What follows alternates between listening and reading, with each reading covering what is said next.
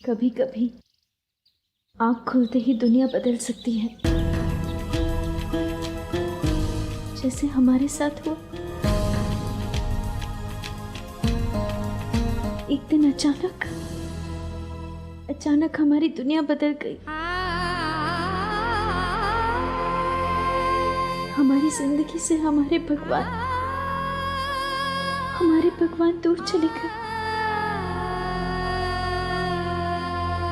भगवान कभी अपने भक्तों को अकेले छोड़कर नहीं जाते। असल में क्या है ना, भगवान के बहुत सारे भक्त हैं, लेकिन वो सबका ख्याल तो नहीं रख सकते ना। उनको दूसरे भक्तों का भी ख्याल रखना होता है, उनकी जिंदगी की कमी पूरी करनी होती है। इसीलिए वो दूसरे भक्तों के लिए किसी को भेज देते हैं।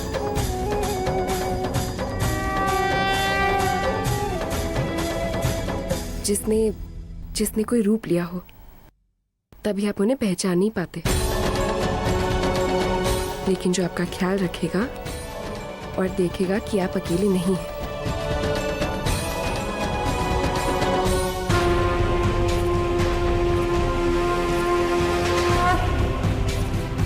शायद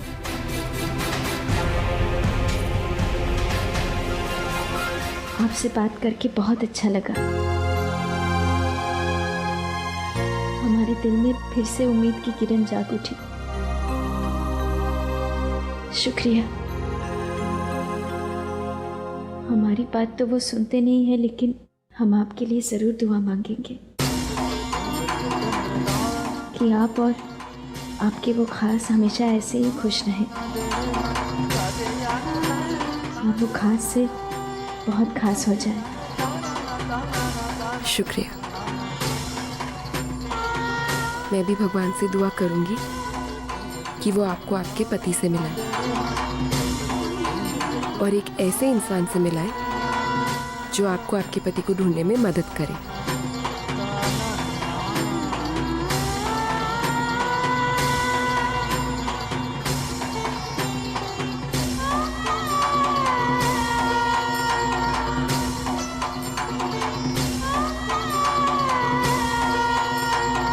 धन्यवाद।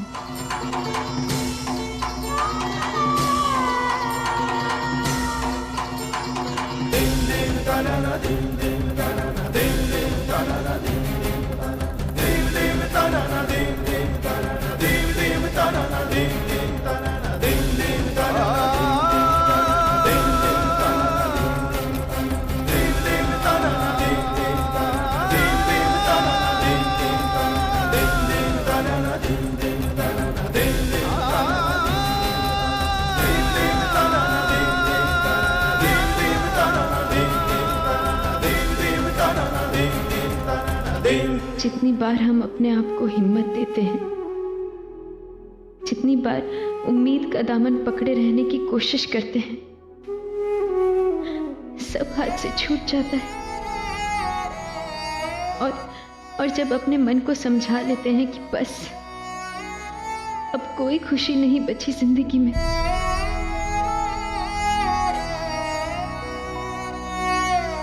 आप फिर कोई नई उम्मीद जगा देते हैं।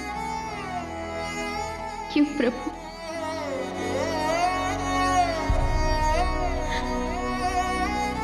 पर इस बार हमारी ये उम्मीद आपकी भी परीक्षा है। हमें विश्वास है, अगर करण कहीं है तो आप उनकी रक्षा जरूर करेंगे।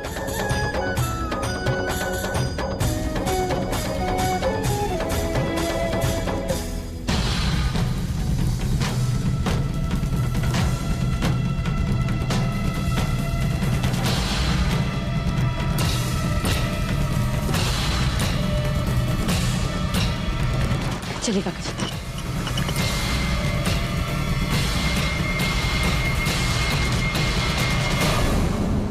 तुम इतनी जल्दबाजी क्यों कर रही हो? पहले मेरी बेटी अरुंधति को आ जाने दो। उसकी इजाजत के बिना तुम इसे यहाँ से नहीं ले जा सकती। और और अगर मैंने तुम्हें इसे ले जाने दिया तो वो मुझसे बहुत नाराज हो जाएगी। देखिए, आप समझ नहीं रही हैं। रणछोड़ की जान को खतरा है, आपकी जान को खतरा है, इसलिए मैं जल्दी कर रही हूँ। आप लोगों ने हमारे लिए बहुत कुछ किया है और उसके बाद मैं आप लोगों की जान खतरे में नहीं डाल सकती। देखिए, आप घबराइए नहीं, मैं इनको अच्छे से अच्छे अस्पताल में ले जाऊंगी, अच्छे से इलाज कराऊंगी इनका। और फिर मैं आपको अपना नाम और नंबर दे के जा रही हूँ। देखिए, मेरा नाम मैथिली है और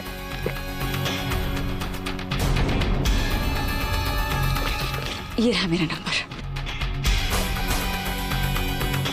देखिए, अब हमें जाने दीजिए प्लीज। एक अजनबी के लिए आप अपनी पूरी की पूरी जिंदगी तो नहीं लगा सकती ना। आप अपनी बेटी के बारे में सोचिए, उसकी जिंदगी के बारे में तो सोचिए। देखिए, मुझे जाने दीजिए, मेरे पास ज्यादा टाइम नहीं है।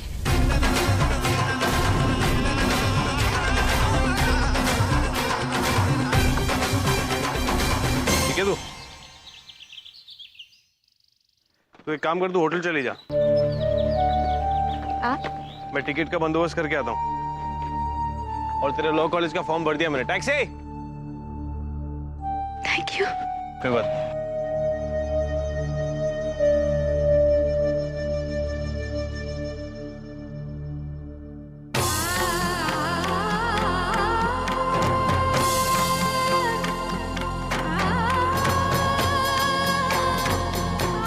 जो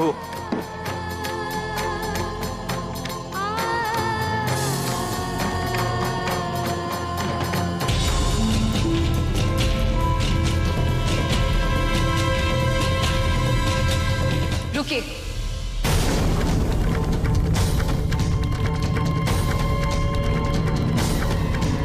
कौन है आप? कहाँ लेकर जा रही है इन्हें?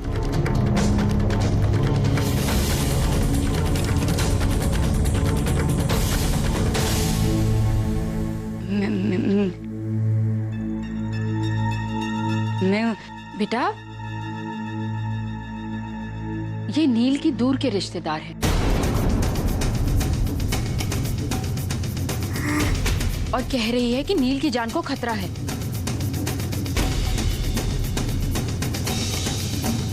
ले जाने दो इसे यहाँ से, हमें किसी संकट में नहीं पड़ना।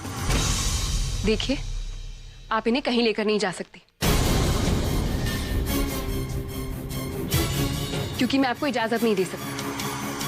ये अभी पूरी तरह ठीक भी नहीं हुए। मैं इनकी डॉक्टर हूं और मैं इनका इलाज कर रही हूं। तो डॉक्टर है तो मैं भी तो इसकी बहन हूं। मैं इसका भला नहीं चाहूंगी क्या? और वाह, अब डॉक्टर घर वालों से बढ़कर हो गए। घर वाले?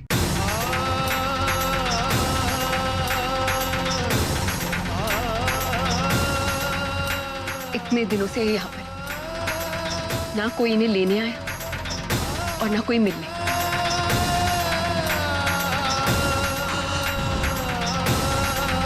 और आप फैमिली की बात कर रही हैं?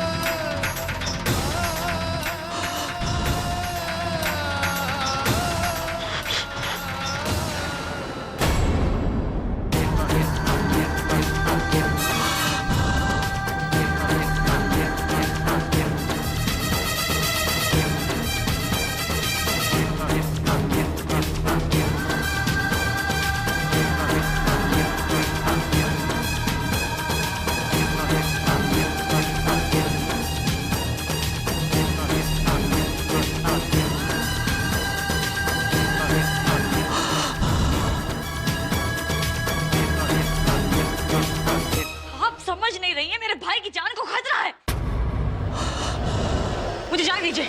रुकिए।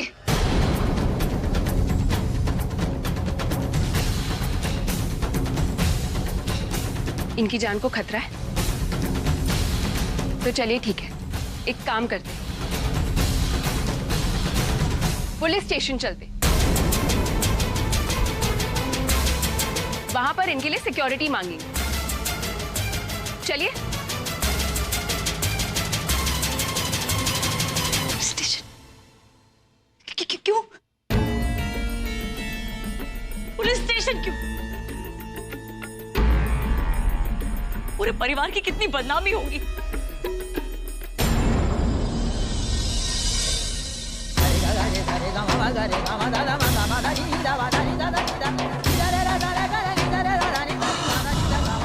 ठीक है, रखिए, हाँ भी रखिए इसे।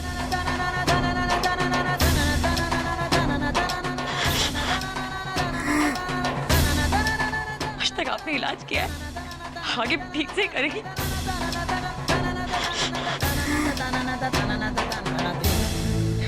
देखिए, जब भी मेरा मन करेगा तो मैं मिलने आ जाया करूंगी। जी जरूर। आप मुझे अपना नाम और नंबर दे दीजिए। जैसे इनकी तबीयत बेहतर होगी मैं आपको इन्फॉर्म कर दूंगी। फिर आप अपना और इनका लीगल प्रूफ लाकर इन्हें लीगली यहाँ से लेकर जाइए।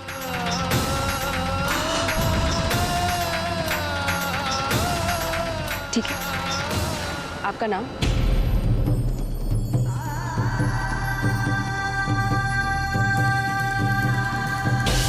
मैथिली। अपना नंबर मैंने आपकी मामा को दे दिया।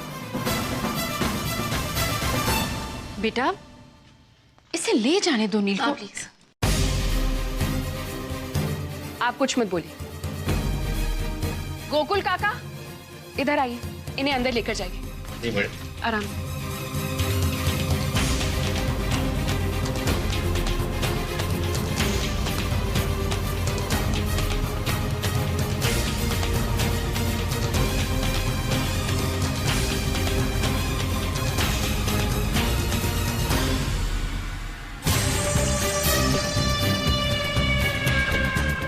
सोचा नहीं था मैंने कि ये डॉक्टर इतने जी जान से करण की केयर करती हो।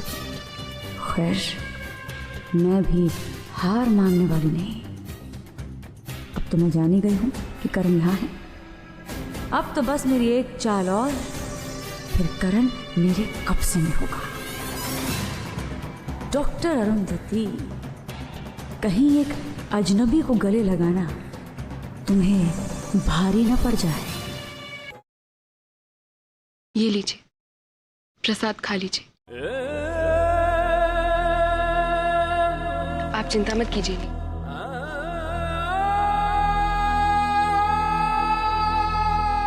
अब मैं आपको कभी अकेले छोड़कर नहीं जाऊंगी। मेरी इजाजत और आपकी इच्छा के बिना आप यहां से कहीं नहीं जाएंगे, फिर भले वो आपके रिश्तेदार क्यों ना हो।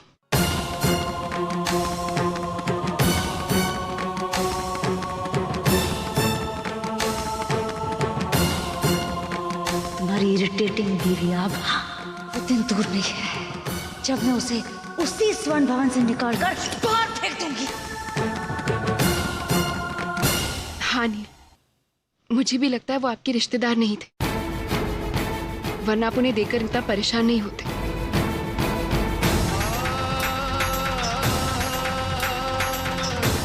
हमारे करण यही थे।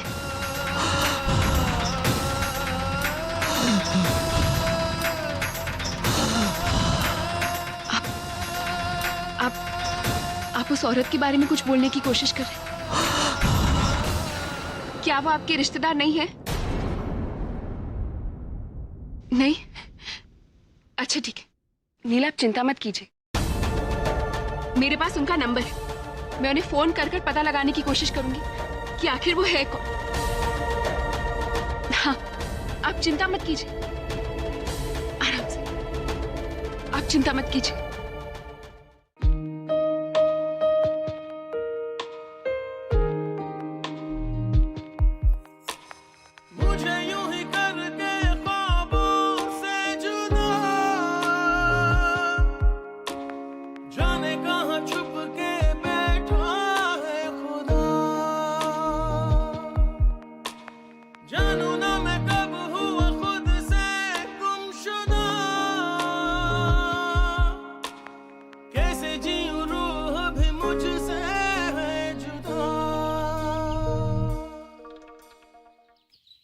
चल तू स्माइल तो कर रही है।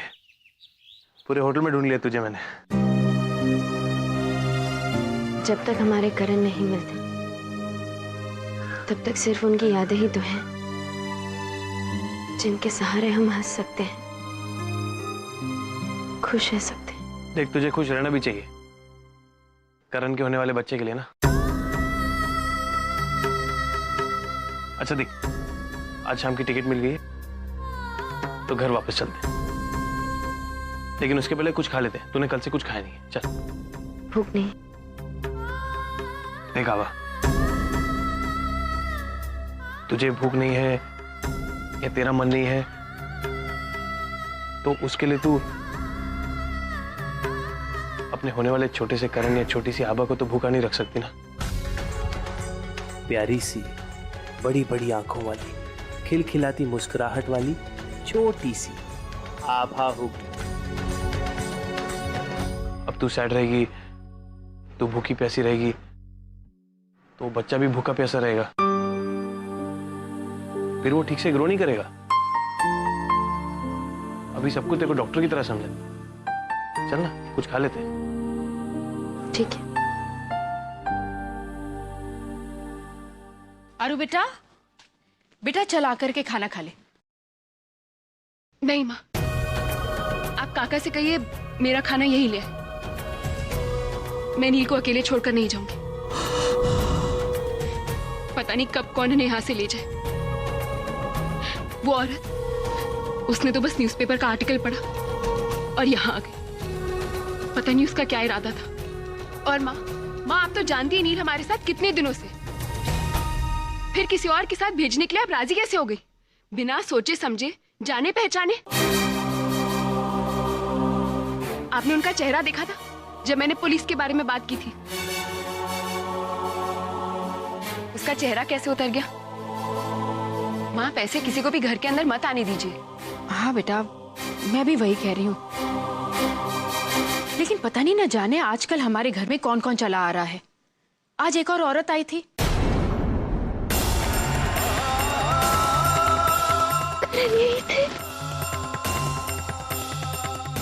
और जबरदस्ती हमारे घर में भी घुस आई।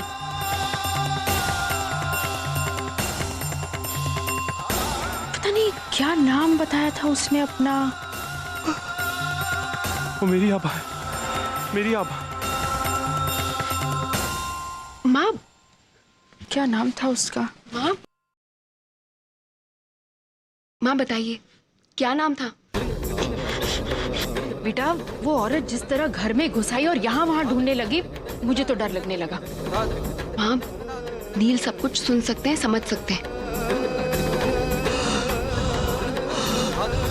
इसीलिए आप जो भी बोले जब भी बोले सोच समझ कर बोले।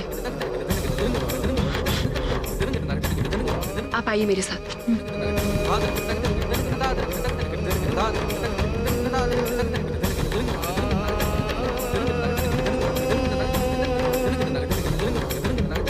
हाँ अब बताइए कौन थी वो औरत? कोई हाँ, कह रही थी कि उज्जैन से आई है।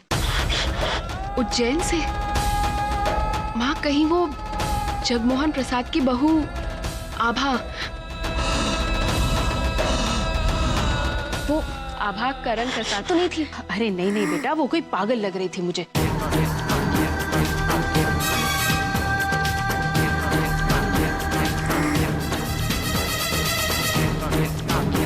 और जिस तरह घर में जबरदस्ती घुस आई, मुझे तो ठीक नहीं लगा।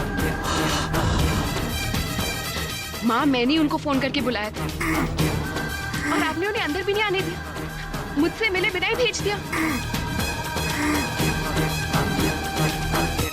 बेटा तू जिस प्रसाद परिवार के बारे में बात कर रही थी वो तो मुझे ठीक लगा, लेकिन उस औरत को देख करके ऐसे लगा कि जैसे कि कोई दीवानी हो, उसके सर पे भूत सवार हो और यहाँ पर कुछ कर बैठेगी। मुझे खतरा लगा बेटा। और मैथिली ने भी कहा कि नील की जान को खतरा है, सो मैंने उसे यहाँ से जाने को कह दिया। कोई बात नहीं माँ, आप टेंशन मत लीजिए, मैं संभाल लूंगी। कल सबसे पहले सिक्योरिटी के लिए फोन करूंगी। माँ मैं जगमोहन अंकल को फोन करती हूँ, पता करने के लिए कि आखिर हुआ क्या है। हाँ, बस एक बार घर पे कोई फोन उठा ले, कोई फोन उठा ले, कोई आ जाए मेरे पास, एक बार घर पे।